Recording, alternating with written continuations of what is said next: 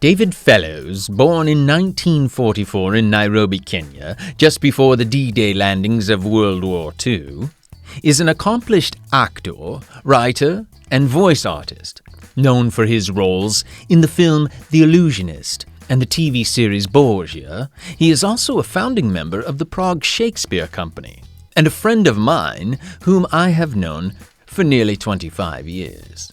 David has quite an eclectic professional, personal, and performative history.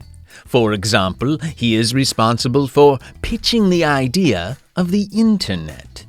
Now, there are a few of us left who remember a time pre-World Wide Web, and David was essentially the guy who was given the opportunity to pitch this new idea on a cruise ship of all things, to about 300 of the world's top tech executives and industrialists. If you're unhappy with the internet, you can blame David. He tells that story in this episode, and it's fairly fascinating. Imagine having to explain what the internet will be and do before it ever existed. With an acting career spanning decades, Mr. Fellows has dedicated himself extensively to performing on stage, screen, and in voice. And he is not the only Fellows who has done so. David is part of a prominent family of artists and entertainers that includes his brothers Rory and Julian Fellows, who have also made a name for themselves, but I forget for what. It'll come to me. So, get ready to hear an old white guy telling a bunch of stories about them olden days.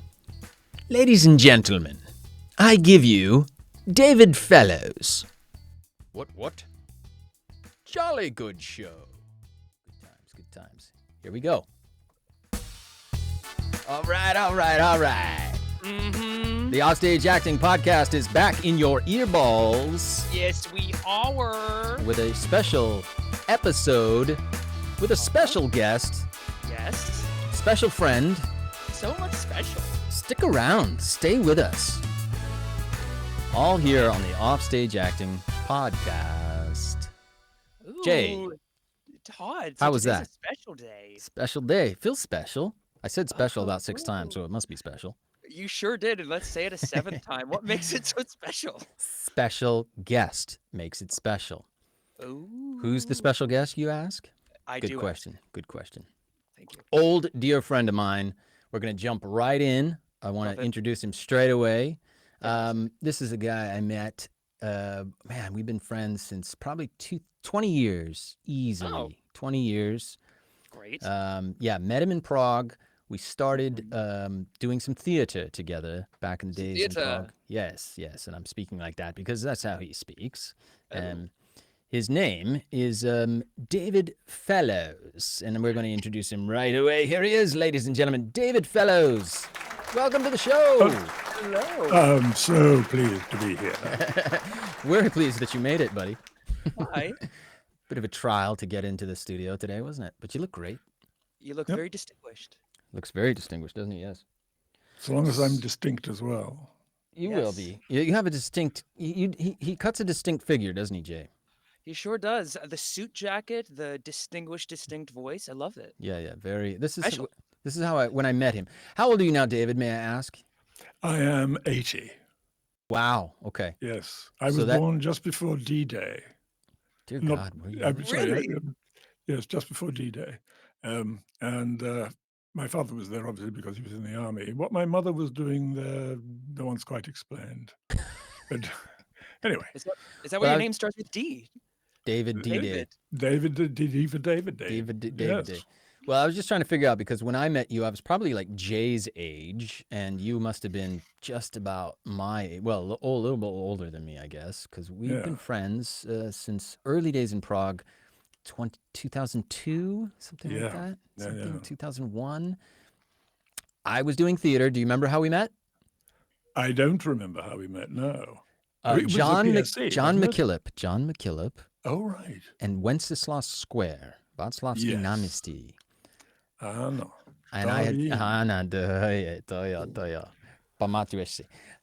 We did a play. I did a play called Wenceslas Square, Wenceslas Square, Václavský náměstí. Great play. The name of the author is escaping me. It went pretty well, but we decided, John wanted to do it again. And that's where he wanted me to play the role again and come in. We were going to redo it. And that's where I was introduced to David. David made very elaborate sets for it. You guys went ahead and did it a second time. I did not do it the second time. I felt bad for David because he spent a lot of money on those sets, and they were massive and heavy. Do you remember that? Oh, yes. And you had to move them. And I remember helping you move them at some point, like a year later. You're like, I got to get these things out of storage. I was like, I told you not to build these elaborate sets. All you need is like when we did it, I put on the stage. I ended up kind of directing the thing at the original. I put a coat rack on the stage for change of costumes and very, very simple change of scenery. And then you guys redid it, and it was super elaborate. Looked great, but great. Yes, worth every ounce. Of effort and money. You put a lot of money into it. I remember. But and anyway. Timber. Yeah, timber. It was all wooden, and it was made of big, heavy wheels and wooden, and it had to be moved. It took 6 men to move the thing around, and it was just it was elaborate. Those were the days. Those were the days. Everybody got excited about theater back in those days. It was beautiful. But anyway, David and I remained friends for a long period of time. I'm just going to give a little backstory, and then we're going to talk about more. We're going to hear from you. Okay. And we did a lot more theater along the way, and we'll talk about that.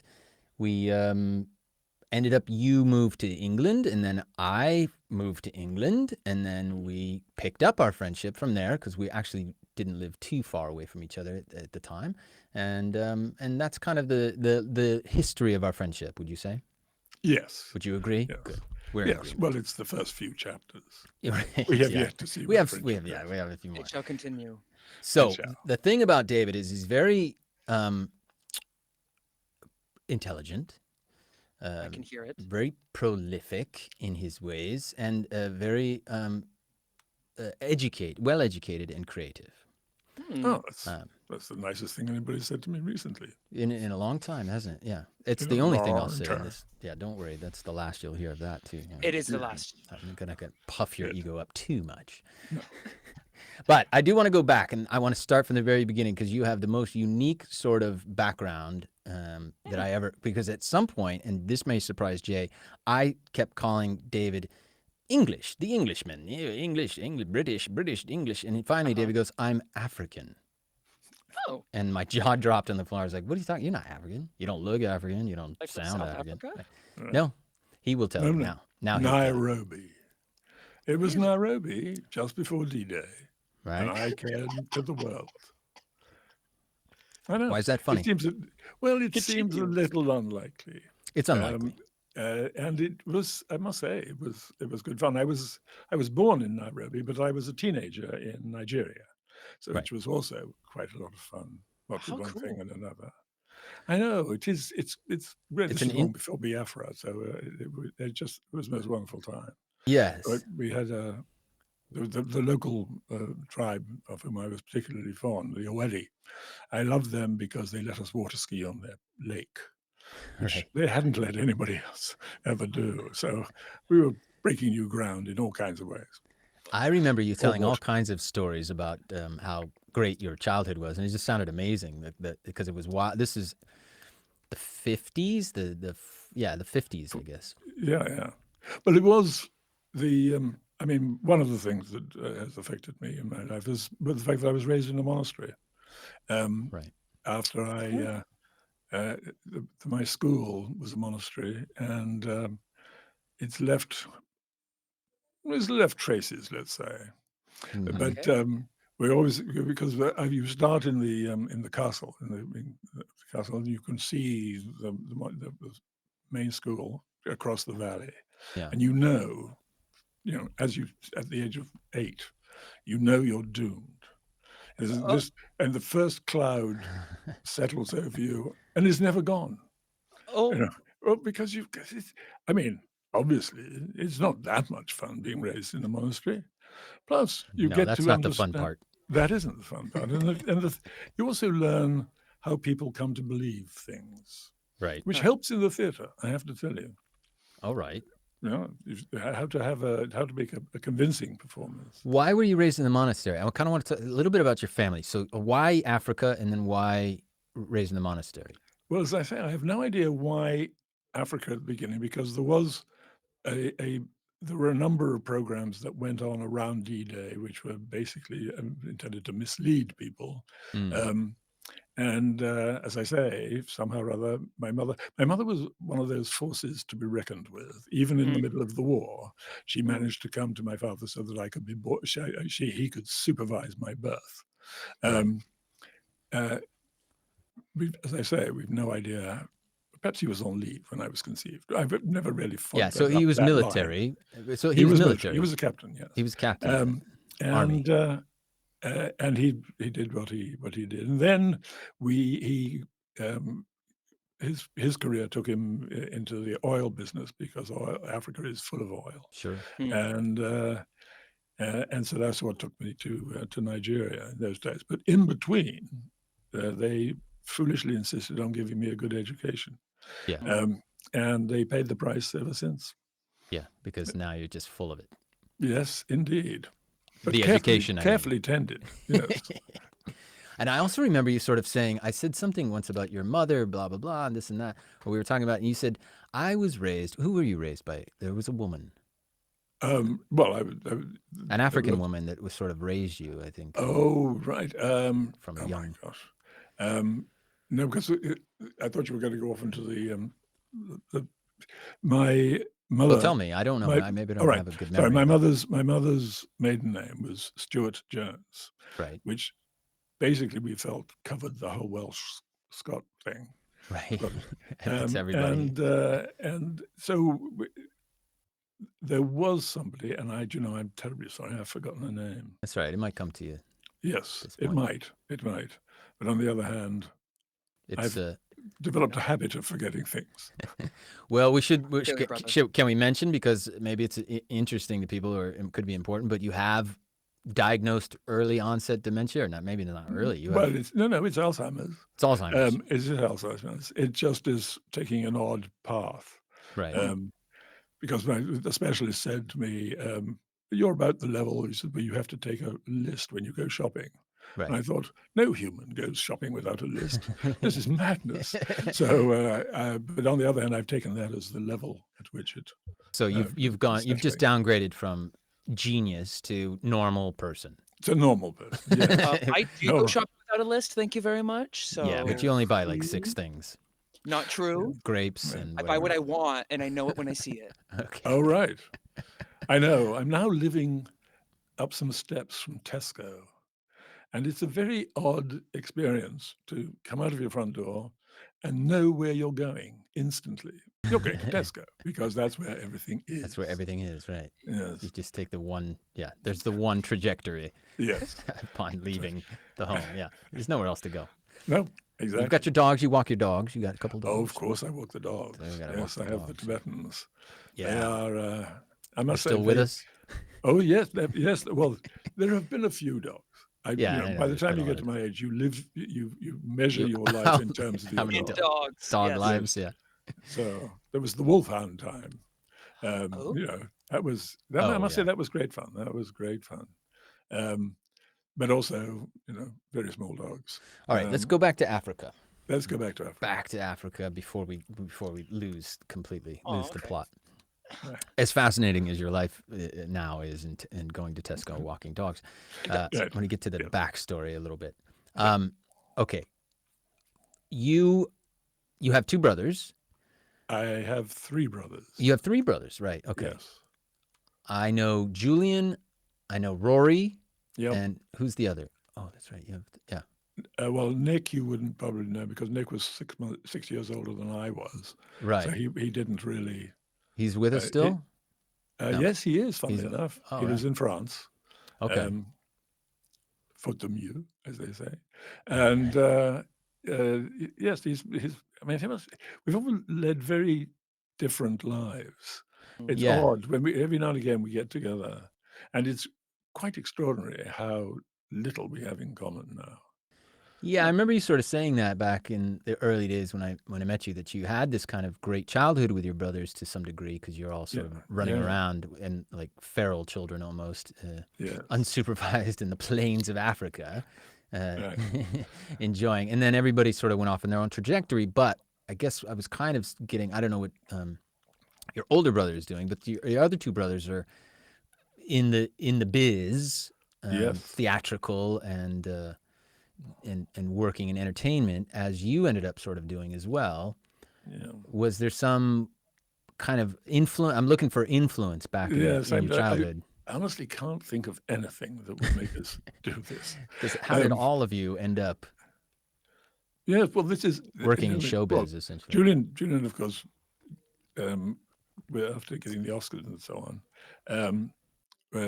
just went on his own way and is, now living the life of the Lord in Yes. Dorset. Julian Fellows is the, well, I remember in Prague you kind of said, well, the movie Gosford Park had come out, and you said, yes, this movie. And I said, oh, yeah, it was kind of known. It was a good movie, great movie. And you said, well, that's my brother. That's Julian. He wrote that. And I think we were all sort of proud, like, oh, wow, this is good for him, great. Yeah. Now Julian has gone on to create Downton Abbey, which Oh. everyone has heard of, I guess. Yes. And he won the Academy Award for that as well, did he? Yeah. That's it. Wow. And Rory is a playwright and an actor as well. Yes, he is indeed. His own right. It's all those things. Yeah. And you? And I, yes, well, I started acting. Dabble. Yes. Well, I started acting quite early in Tynemouth, of all places, which was great fun. And it is one of those things that once you're bitten, Right. it just seems reasonable that you should say words that somebody else wrote. Instead of having to think it all for yourself. Right. So you come on, say the words as if you mean them, and go off. And that seemed a perfectly reasonable way to make a living, as far as I was concerned. Right. And I pursued it not too with vigor, but with a certain amount of vigor. Yeah. Yes. But yes, Prague was the big. Prague was when things really kicked off, and you were already in your 50s, I guess, by the time you hit Prague and started doing that. But until then, you had kind of a varied life. But I wanted to see about. So there's no real reason that any of the family members went into entertainment. Nothing based on childhood or an experience. I can't imagine there was a lot of theater in Nairobi in Kenya at the time. Nope. Nothing and no showbiz folk other than that. No showbiz folk. Interesting. Even Nigeria. Even Nigeria, there was no official version of life. Right. We just simply were living. But it was an absolutely wonderful place to live. Yeah. And just the whole essence of Africa somehow just appealed enormously. Because you could do whatever you wanted, and everybody would just go along with it. Right. It was just, whole tribes would come up and say, "Oh, is that what you want?" Ba-boom, and there you would be. Wow. As I say, this was long before. The world found Africa. Yeah. Yeah. But anyway, converged on the place. It was wild.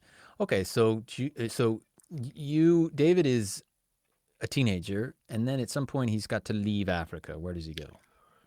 Well, he goes. This was a peculiar thing, but for various reasons, I got persuaded to go back to university and get a degree. I had a very good tutor by name Alistair White, and his parting words to me really were, "If you get a good degree, I'm leaving the profession." However, in the middle of that, I got a year off to go and teach in Grenoble, where, of course, we just swapped languages. I gave them English, they gave me French, which meant, of course, that when I got back to where Alistair was waiting to see the collapse of my plans, I spoke perfectly good French. And of course, if you speak perfectly good French, you can get a degree in French quite easily. So, sticking my 2-1 up his nose, I went on into the life generally. So that was that. What's your degree in? Just French? Oh, just in French. Yes. The language of French? The language of French. That was The funny, language, Jane, the history, yeah. the on and so forth, of all of that. But it wasn't so much what the content of it was simply the fact that you had to be able to do it in French. Right. And fortunately, I had a talent for speaking, Yeah. which I was able to use in Yeah. a couple of languages. Yeah. But you didn't find university enthralling. You weren't. No, it was, I must say, the university and I came to a mutual understanding. They didn't want me there, and I didn't want to be there. Right. Gotcha. But on the other hand, once you're there, you might as well pick up the ticket. Yeah. So You're paying for it. yeah, Come out with the paper. So you managed that. yeah. Okay, so you got your little degree in French, en Yay. français, as it were. Yes. Jay and Did I were Alistair speaking. quit? What did Which- Alistair? What did I- Mr. I White, don't Professor know. White, do at that point? All I remember of Alistair is his departing back. Was he- Well said. Bye, Alistair. All right, farewell. Fair enough. Okay, what does David do with his little French degree out in the world? Where does he go? Well, actually, I then went, strangely, to Tynemouth, which was my first. Where is that? Where's Tynemouth? Tynemouth is up in, Yorkshire. It's still Yorkshire. Okay. But it's quite high. It's quite far up, and and I started acting. Okay. No particularly good reason, except that there was a rep there, and I wanted to do something where I could at least give some impression of having a plan. And that was good. It worked well, and then I thought, well, this is actually something that I really could do for a while. Yeah. And We're next thing I talking. know, Yeah. Sorry, you're 20, 22, yeah, something like that. something like that. Yeah. Okay. And Next thing you know. next thing I know, I'm in Prague, Right. in the Prague Shakespeare Company, and it was a very interesting. You know how interesting it was, but it was very interesting in that when you're doing Shakespeare in a country that doesn't really know Shakespeare, you have a lot more freedom. You can, as the technical term I believe is, you can screw it up. futz with it. Yeah. Yeah, you can That futz is the with it. technical term. Yeah. Yeah. Which we did. We did. Yes. Yes. But We it was- appeared in Macbeth together. And you Yes, we played. did. Yeah. Yeah. With, and it was you and Guy had sort of established. Guy came in from Texas Yep. and was a Shakespeare guy, literally. Yeah. And and he started kind of being very passionate about wanting to do a lot of Shakespeare, and so we ended up started doing stuff, and you helped him found this Prague Shakespeare Company, which I think is still going strong. Oh, yeah. Quite strong today, Yeah. isn't it? Wow. Yeah. And we did it. We did the play. Well, the play that shall not be named. We did together. I played Macduff, and you played the King. Yes. Okay. It was a good production, actually. Yes, it was. It was, and the great thing about it all was that, the enthusiasm. Yeah. That well, first of all, the Guy's enthusiasm, which drove us all, but the enthusiasm of the cast seemed to have spread into the audience, even though a lot of them were, having some, in fact, considerable difficulty understanding what was going on. Right. Because the one thing about the Czechs is that they don't need a lot of reason to join together, so long as there's going to be an interval, and then they can go to the bar. And so, basically, then life goes on, with or without half the audience. Well, it was also a great introduction because we should say that Czechs have a quite prolific and rich theater history themselves. Václav Havel, the first president after the fall of communism, was a playwright, and a lot of they have tremendous theater system. The whole town, the city is dotted with theaters in the tradition of the Austro-Habsburgian Empire, you could say. And so we kind of took advantage of that as a collective of expatriate actors and We would take over the spaces when they weren't being used. We would get in, and we just kind of had carte blanche in a sense because nobody was interested in English language theater at the time. We weren't competing with anyone who was, selling Czech tickets, Czech language theater tickets. So we kind of could fly under the radar in that respect. You had a niche. Bit of a niche, and then we kind of, now it's huge. It took over.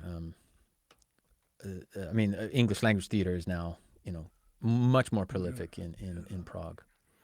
Yes, I still hear from the expats every now and again. You keep in touch? I keep in touch. I keep in touch with a few as well. Yeah. It's fun. I was going to actually. I seriously considered ending my days in Prague. I really loved being there. Well, your wife is Czech. She is Czech, but she's the reason we had to leave because she hates the Czechs. Oh, So all my friends. Yeah. Such a nice flat on Manaslu. Do you remember Manaslu? Yeah, I remember you had. You had such a nice flat. You had a great setup there. Yes, it was. Well, it lasted. Yeah. Is that your phone popping off? By the way, can you maybe mute that thing? Somebody's phone is going off. Not mine. I don't think. Okay. Yeah, there was Czechs are challenging to.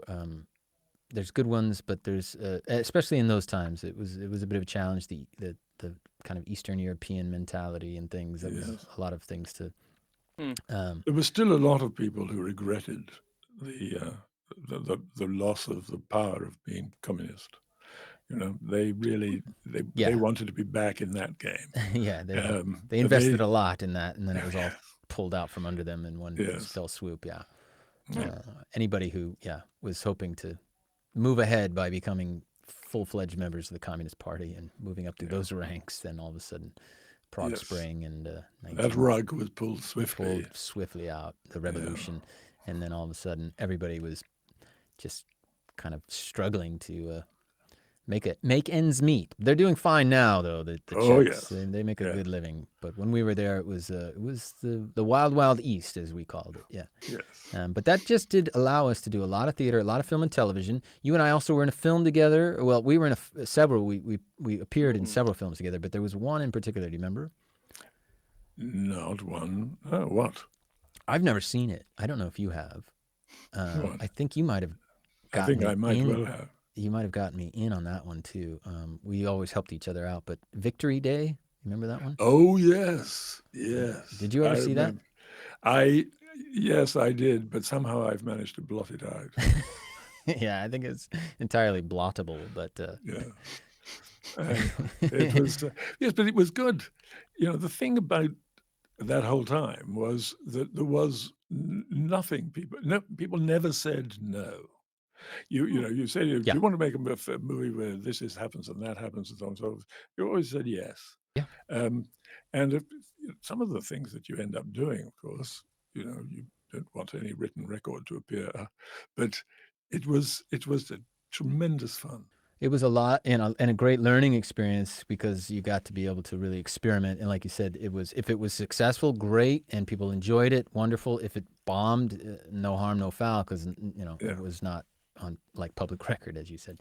But it was really like an extension of the university times in a lot of ways because you could live there cheaply. It was a small town full of creative people who were interested in just getting into stuff, and ultimately kind of an experimental time where because you didn't have to run around in the rat race and make a lot of money in order to survive. You had a lot of leisure time, free time. Right.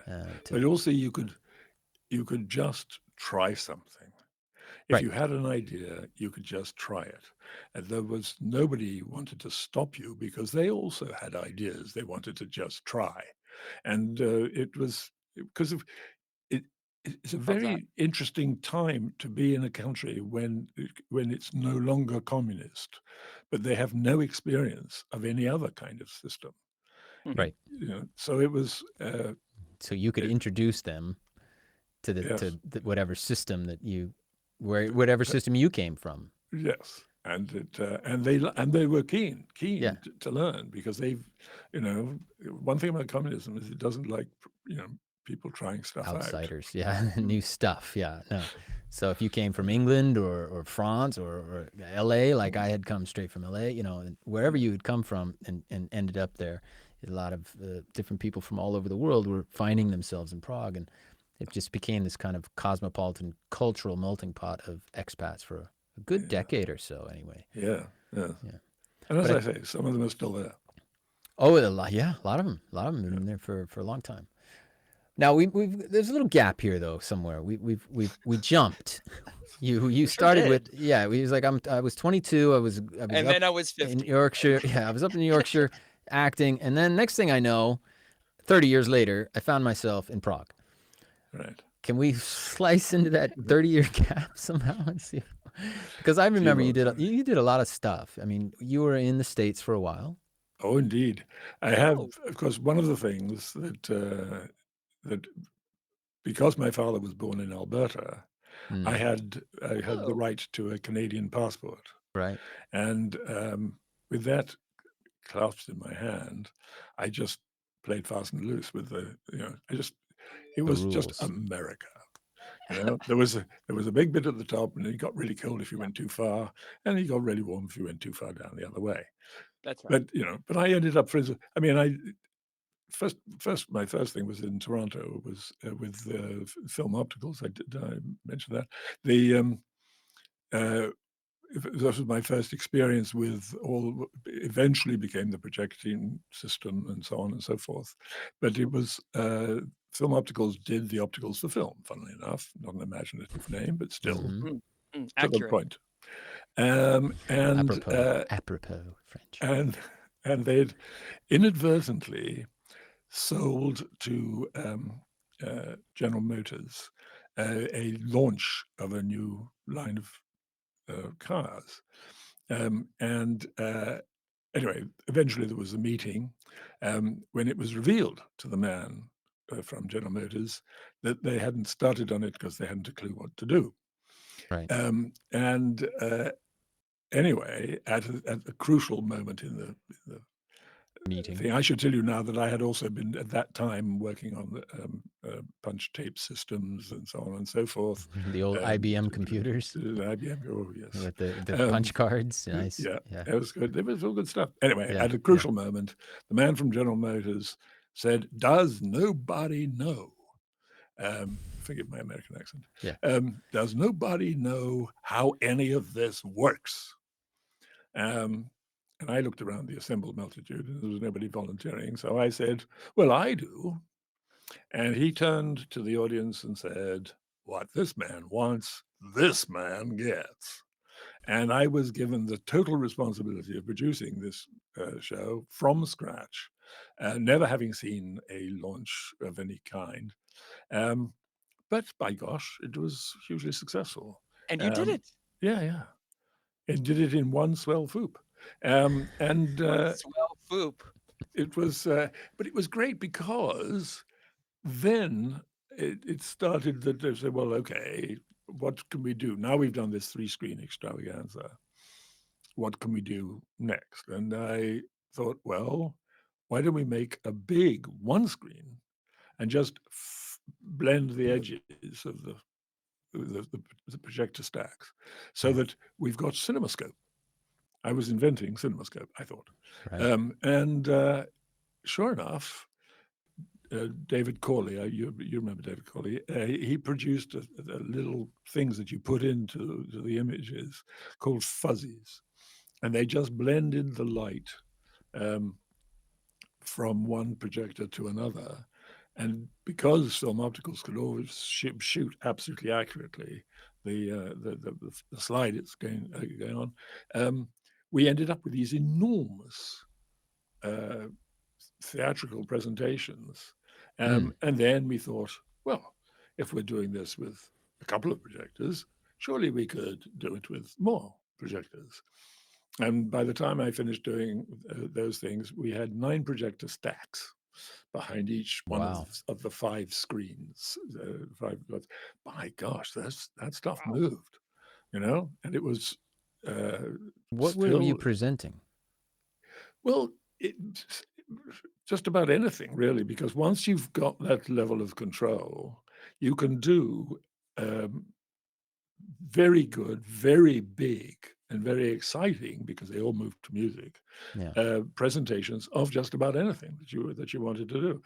One of them, I was down in where was I now? I was down in Bahamas somewhere. Mm. No, I was down in Florida, the bottom of Florida, Mhm. and Warm America. was it and somebody said to me, "Could you do a pitch? We're going to take these guys down. We're going to take them to the Bahamas where they can play golf, and then we'll bring them back. And while they're on the boat, we want you to pitch them the idea for a thing we think should be called the internet." And I said, "Oh, that sounds like a good plan." And then we started talking about fees, and then we came back to the central plan. Hmm. Um, and the thing that I mean, I knew they were serious, because when the boat left the harbor, we were flanked by fully armed submarines. Although they Right. were quick to tell me it wasn't for me. Right. It was for the 300, Right. leading industrialists that were going to of come. the world. Um, Yeah. Yeah, Okay. and but then anyway, the For the net was president? that where everybody, when they got back off the boat, signed up. For the internet. Everybody signed up for the internet, and that gave the internet itself the cash Right. to be founded. And so there it was. What? Yes, it So was you were the there. pitch man I was the pitch for the man. to I get the know. internet off the The ground. truth is, ever since then, I've always felt that it was slightly my fault. But And you have been unable to use the internet yourself well, of all course, this yeah, all this time. all Like, this it's time, remains a Well, mystery even to you to this I day. shunned it. It's your fault. You are Wow. somewhat responsible for this. Absolutely. No, Absolutely. Yeah. my fault. Your pitch Anyway, technique. Yeah. but it was How do you it was find actually- yourself in a situation? I don't know. It's like I don't know. It's like Vitro. Do you remember Vitro? Vitro makes glass. It's not an imaginative name, but they make glass, and they make Right. a lot of it. I always used to say, never work for the second largest glass producer in Mexico, because he can't afford you. Right. But they were great, and they did a rear projection version with 5/9 stack setup, and it just somehow really worked for them. I mean, they were getting contracts all around the world, and so on, simply because when the audience came in, there was a screen, there was no sign of a projector, there was just movies. Right. And if you've got a decent set of stacks, and you can make that stuff really fly. Sorry, is that me? I believe so. Your phone has been popping off this whole time. There we go. You want to answer it? No, I want to turn it off somehow. Can you mute it as well, maybe? Yeah. Answer it. Who is it? Is it important? No. No. No. Turn I'm the just trying ringer to off figure for out. us. Tell, Figure that out. this is a podcast after all. Okay. Yes. Oh my gosh. Okay. Amateur mistake. It's like we're in the theater. Yeah, I'm Yes. sorry. I can't talk right now. Yes. Allow me to rephrase that. I'm just wondering, how does one is yourself, sort of, Yeah. I don't want to call you lazy, but I do know you to some degree. I try to achieve the maximum amount with the minimum of effort. Yeah, that's Pleasure forward. That's a good way to put it. Yeah. And I've seen pictures of you back in your youth, and you look quite hippie-esque, I want to say, to some degree. Is that fair? Yes, that's absolutely fair. Yeah. You but it don't look wasn't- as distinguished as you do now. You didn't look as distinguished as you do now, for sure. No. So no, I how didn't. why would someone come up to you? Was it and say, "Hey, how'd you like to become influential in the world?" And then you Well, go, well, all right. well, Yes. no, but funny enough, it was rather like. Do you remember the program called Life? It was. I remember the magazine called Life. Yeah, no, but this was. It was a thing about life. It was called Plant Genetic Systems. Was the name of the client, Mhm. PGS, and they were going to create new kinds of life forms, and they were going to do it through modifying the genetic structure of the plants. And I mean, nowadays, of course, That that's sounds it's safe. trivial stuff. But at the time, Yeah. it was a very difficult idea to get across that this was actually going to be safe. Right. You know, it was in those days. It's rather like artificial intelligence fair. now. Yeah, know. it sounds monstrous, but okay. Yes, I know. Well, the thing, I mean, artificial intelligence, one of the things that everybody worries about artificial intelligence is, there's nothing wrong with artificial intelligence. On the other hand, artificial stupidity is going to kill the lot of us. It's just amazing how stupid these artificial intelligence devices are. I seem to have lost both of you from my screen, so I'm going to pretend that I know that you're there. We're here. Okay. We are. I'm laughing and nodding. Okay. Excellent. So anyway, So still circling the question as to how did you get into these positions of authority? Did you just bamboozle your way in, flim flam? Is it carpetbaggery? Is it shystery? What form no, of I resemble that remark. illusion did you use? The thing about it was, and it was shameless entirely. I mean, look, the difficult thing is once you're the only person who knows how to do the latest version of the thing, people come to you and say, "Can you do it for me?" And so you spend your time zipping about the world, because at that point I was the only person anybody had ever heard of. Mm. I mean, there were lots of other people, I'm still confused. Andrew McRae. Yeah. I said without Andrew McRae there is no David Fellows, but he didn't get the limelight because people didn't know his name. Right. And my name was easy to remember because it was the only name.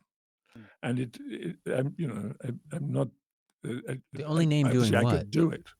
Well, I was the one who could do it. If you wanted something done in this kind of field, you started with me, Right. and then you went on to other people. But how did you know? How did I know how to do this? Yeah. Because I made it up. Right. As I went along. He said yes. Okay, so it's Yeah. flim-flammery. No, it wasn't flim-flammery. No, there is a technology to this. Yeah. And I was expert in that technology. How did you become an expert, though? I became an expert in it because, as I say, I made it up. When I started with that, Sounds like you're making this up now. No. I started with those screens. I'm there. And people said, I want one like that. Yeah. And people then said, how do you get one like that? Okay. And they said, you have to talk to David. Right. And I never said no. So, Hey, he said yes. In my life, generally. Yes, man. But so I just said, yes, I can do that. And then they'd say, well, would it be better than the last one? I said, of course it'll be better than the last one. Right. And then gradually I got people like Andrew McRae and people around me who knew how to implement it, and then eventually how to do it, how to deal with David Corley and the masks and all the rest of it. That made everything possible. So we ended up with these enormous stacks of things. Projection stacks. Projection stacks, yes. Right. And then, of course, once you've done it and it's worked, people want. Right. And by saying, but it's worked, I don't mean that the thing actually ran, but that the result in terms of whatever it is they were trying to do, in terms of getting the buy-in to some new idea or whatever, because that actually worked, then it became important to get to the person who knew how to make it actually work. And it was, I mean, but it wasn't, as you know, now it's familiar stuff, and it works, it works, but it works because it changes minds in a way that you can't do easily any other way, because it's very difficult, even in even with motion picture. In fact, perhaps particularly with motion picture tends to look like the real thing. And so the brain is able to deal with it and also forget about it.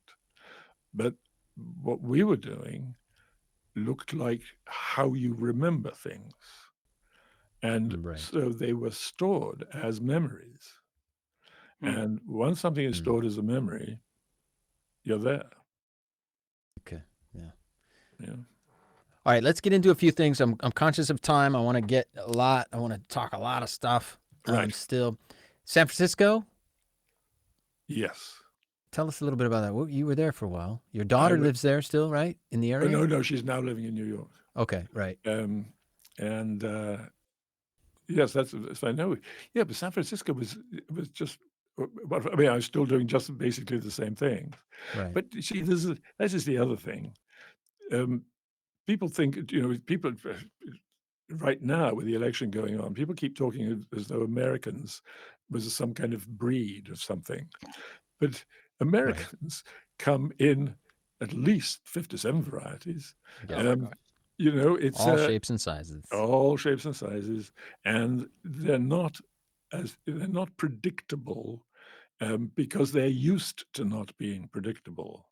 There's nothing in the American way of life that says you have to be like this. I know we get the impression that there is some kind of binding force, but particularly when I was working with Americans, as you know, they were the first to do something out of character, the first to try something, the first to not merely try it, but codify it and get it working as a system, and then on into the rest of it. It's no coincidence that the US of A is now the driving force for practically speaking everything, because it has this enormous wealth of unpredictability. Right? And that's the thing that it always came up trumps. And I've used the word advisedly, but it was. Might come up trumps again as of today. As of the recording of this today, by the way, folks, the U.S. elections are ongoing, and we have yet to get the results. But we have yes. Yeah. Although I have to say that the idea, the phrase, the last Trump presidency.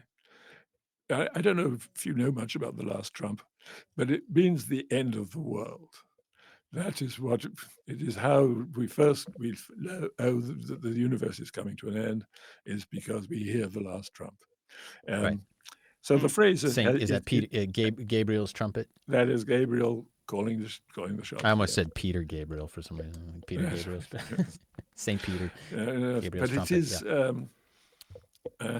I mean, yes, but the thing is, America is the only country in the world that could get itself into this trouble, and you still hope it'll get out. Sorry. Are you playing with something on your microphone? No. Are you fiddling with a cable? Am I? Yeah, maybe. Okay. Can you see us, by the way? No, I can't. If you just hit the space bar or something, the computer might have just gone to sleep a little bit. Yeah, something. But I'm not going to touch too much. Just hit the space bar. Or move your finger. Just move the little trackpad. See if it pops up. No. No, I can. I've got the arrow. Can I pop it on something? Press the arrow. No. Well, all right. Better leave it. Better leave it. Yeah. Yes. Okay, so that I don't know if that explains much of the gap of 30 years, but in terms of let's talk about modern David Fellows. Yes. The last 10 years. So we did bump into each other. I remember helping you find an agent, a voice agent. Yes. And helping you with getting your voice real and things like that. I always thought you had an amazing voice. We did some stuff in Prague, Yes. but you started doing quite a bit, and now you're working kind of regularly, Yes. in voice. How's things Yes. going at Well, Soho Voices? Our friends over there at Soho. yes, Soho Voices. Yes, and I've actually just discovered a fabulous little studio that is just down the road from me. Nice. There's people called Yaya, which is anyway. Doesn't. So what kind of work? What kind of work are you doing? You do. I haven't caught up with you in a little while. You doing audiobooks, corporate video? Yeah, no, I'm just doing still basically pitches, really. Right. It's Still the pitch man. still a pitch man. Always the pitch man. But it is, it's. I mean, there's enough fun to be had still in the business, and that I'm reluctant to say that I won't do that again or anything. Yeah. My instinct always is yes, and then later on I say, why did I do that? But still, but by That's then, how we met. yes, basically. Yeah. That's right. Anyway. Yeah. So, but things are going well for you on the acting front. Because it's interesting at your advanced years that you can Yes. still be working as an actor. There's no retirement for an actor, really. No, indeed. And it's just, I've been moving a lot recently, sort of skipping around various places. Yeah. Why have you done that? You were moving in house? Hastings for a while. You were in Well, Rye when I first got here, and then you were in Hastings now. Yeah. I was in Hastings, and then my wife's knees gave out, and a 3-story house with bad knees. Right. So then I went looking for a place, and I went to a place called Bexhill, which is very nice. Yeah. In Bexhill, yeah. And found a flat that was actually flat. And from one end to the other, Right. it didn't go up by more than an inch or two. And that was great. I had a wonderful time there. And then they wanted to knock that down. And so I moved to Tenterden. And Tenterden is, a great place from all kinds of points of view, but not least because there's just basically everybody knows that the main rule in Tenterden is to be nice. Whatever else happens, even if something looks completely inexplicable to you, be nice about it. And so you can kind of relax, And I have the dogs, and the dogs make friends with everybody. Right. So I have this sort of semi-quadruped life.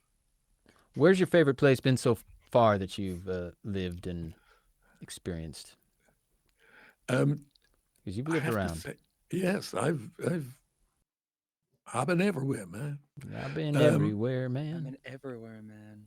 But I have, and I can't say that I have a favorite, because they're just no place is like any other, and it's a bit like, it's a bit like menus, if you keep eating the same thing from the menu, you won't ever discover how good other things can be. Nope. But if it's well, as with everything, the more you experience, the more you are keen and look forward to the next experience. I may be 80 now, but you should come back in a decade or two, and we'll see how much fun I'm having. I was looking for some photos of us when we were younger. I came across a few, but here's you with the brothers. This was an evening we had out. I don't know if you can see. Oh, you can't see. I can't see. That's you and Rory and Julian. Oh, no. Right. When we went and saw Rory's play. Yes. Was it about Sir Isaac Newton, I believe, was it? Yes. Yeah. You keeping in touch with the brothers? Oh, yes, we do. Well, family reunions. Julian, otherwise known as His Lordship, is doing. Oh, he's fine. a sir now, isn't he, Julian? He's Lord. Oh goodness. Yeah, His Lordship. Which is nice, but he's got a very nice house, and sure. lots of rooms. So it's that's where, in fact, he gave me my 80th birthday party, so that was great. Oh, where was my invitation? Well, of course, there are these little slip-ups. Yeah, of course. Which I was just invited to. I think I was invited to his party, and then I was kicked out. Ah, right. Remember that? That's entirely likely. Oh, yeah. You don't remember? That was the same night. And then we went out for drinks, and it turned out it was his party, and there was a meal, and they checked me out. Right. Yes. Yeah, unceremoniously. Oh, right. I was asked to no longer be in the place where I was, which was at the party. Right. Yeah, you were quite embarrassed, to be fair. And yes. Every now and again, my family does something bizarre, and it's you can't go around and say it didn't happen, because there's always too many witnesses. Yeah. So I just now turn my back to it and talk to somebody else. Yeah, fair enough. Yeah. Well, I was just wondering, because if it always kind of astounded me that they never really helped you or helped each other. I don't know, in the business a little bit, because certainly Julian has a lot of contacts and things. Well, he does now. But the thing is that I don't know. I've never really thought that anybody should help me. It's right. Certainly, you believe me? I mean, that's because I've always, it's been my row to hoe, and so I don't have any sense that somebody has let me down. No. I mean, the only person who might have let me down is me, or is I, it's. I've not found that a bad way to live, I like that.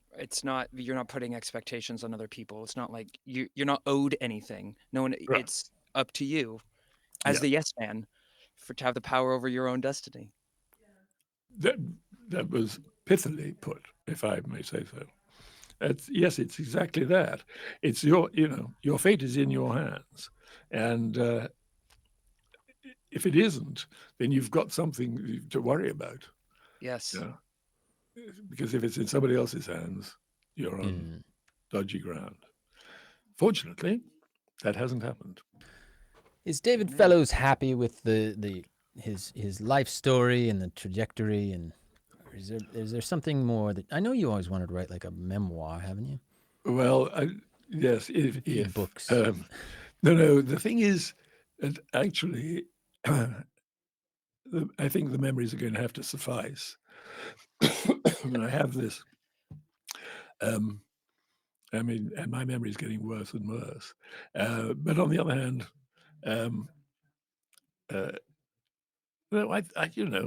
it's. What more would you have liked to have done, if you could have done like one or two things that you just felt like you might have missed out on? I have to say I've done everything I wanted to do, and I got other people to help me, and that basically is how it goes. You got other people to help you. You just said you didn't want help. All right. Right. Yeah, man. No. It is. Yes, you're quite right. Am I contradicting myself? You're contradictory, man. Yeah, there it is. Well, let's. It's a pleasure. I see that we're out of time real quick. Yep. I will. Yeah, David's in a studio right now and he's being chucked out. So yes, we'll have to say goodbye. I'm going to share a little clip on our way out. Okay. And but for now, David, man, really pleasure. I'm glad you had this chance.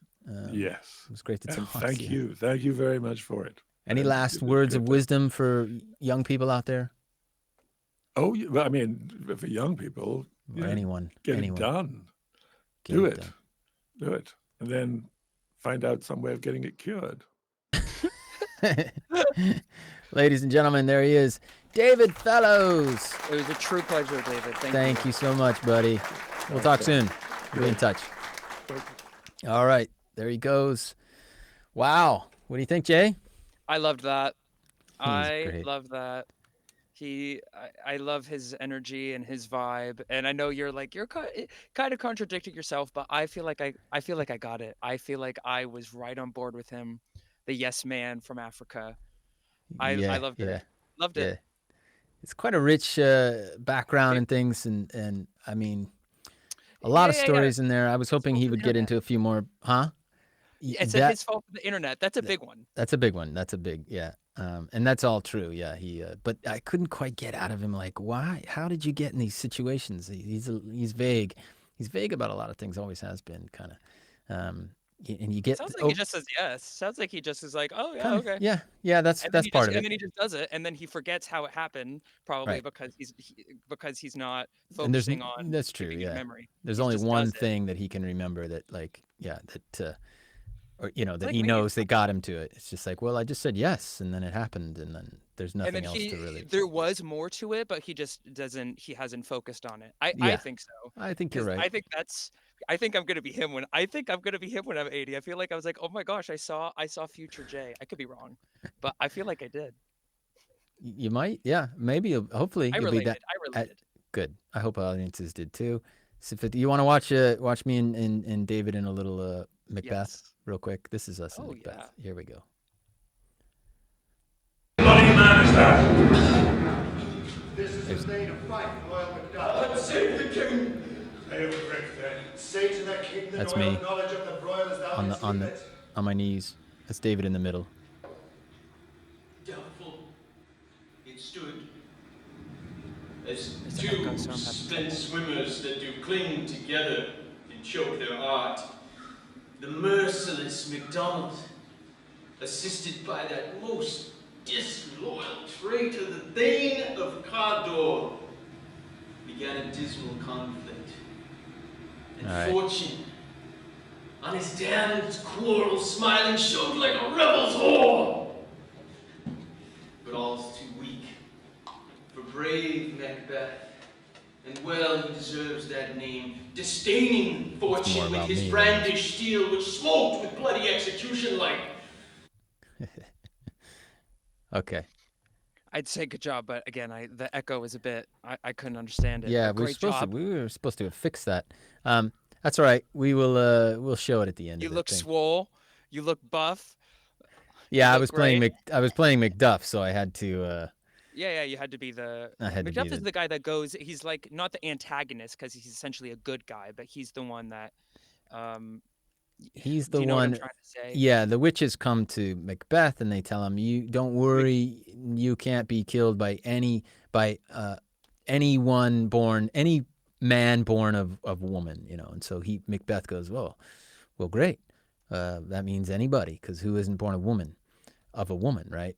And then I get into a battle with him, and then at some point he's going, "I can't be killed, so I don't know what you're on about." And I go, "Guess what? I was C-section, baby. Oh yeah, that's right. And you weren't because you weren't born from the way of. I was woman. from my mother's womb untimely ripped." And then Macbeth goes, "Oh." Oh. His jaw drops, and I go, "Yeah, that's right, mother effer." And then I swing my mighty sword and slay him.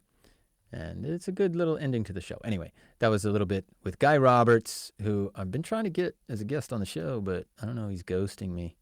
But it'd be nice to talk to him because he's blowing up as well. And we could talk more about Prague and Prague Shakespeare and what he does. I mean, at this point, I gotta go visit Prague. Like at this point, it'll just be offensive if I don't ever go there. Yeah, I got to go back at some point too. I got a lot of friends there, and if you do go, let me know. I'll hook you up. I will. You will. You will have plenty to say. I know. Yeah. Yes. That's our program. Thank Right? you, everyone. We're good. It's a bit clunky there, but hey, we had fun We sure did. and we learned a little something, and we got to meet David Fellows finally. We did. The picture of the internet. The picture of the internet. Beautiful. Thank you, audiences. Thanks, everybody, for checking in with us this time. The Offstage Acting Podcast with our guest, David Fellows, my sidekick, Jay Reum, my tech man, Boy Andy, and myself, Todd Kramer. We'll see you next time on the Offstage Acting Podcast.